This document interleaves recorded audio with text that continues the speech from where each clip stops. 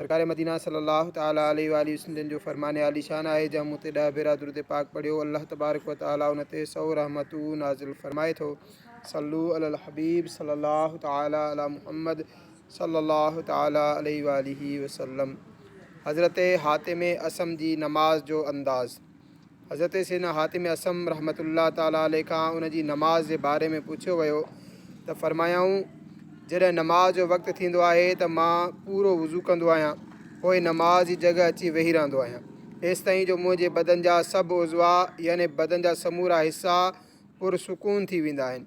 पोइ नमाज़ लाइ बीहंदो आहियां ऐं काबाए मुअज़्ज़मा खे पिंबड़ियुनि जे साम्हूं, पुल सिरात खे क़दमनि जे हेठां, जन्नत खे साॼे पासे ऐं जहन्नम खे खाॿे पासे, मलकुल मौत अलैहिस्सलाम खे पंहिंजे पुठियां ख़्यालु कंदो आहियां ऐं उन नमाज़ खे पंहिंजी आख़िरी नमाज़ तसवुरु कंदो आहियां।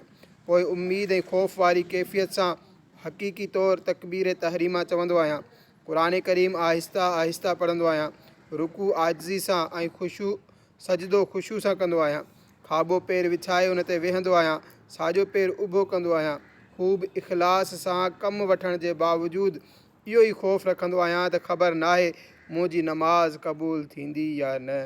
अल्लाह रब्बुल इज़्ज़त जी उन ते रहमत हुजे ऐं उन जे सदक़े असांजी बेहिसाब मग़फ़िरत थिए।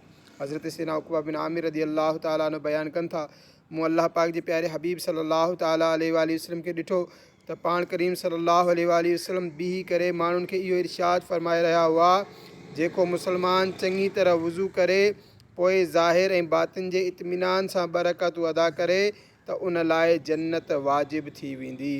हज़रत मुफ्ती अहमद यार ख़ान नईमी रहमतुल्लाह ताला अलैहि हदीस पाक जे हिन हिसे जन्नत वाजिब थी वेंदी आहे जे बारे में फरमाइनि था, रब करीम जे फ़ज़ल ऐं करम सां हिन तरह जो दुनिया में उनखे नेक अमलनि जी तौफ़ीक़ मिलंदी आहे, मरण वक़्तु ईमान ते क़ाइमु रहंदो आहे, क़बर ऐं हशर में आसानी सां पास थींदो आहे।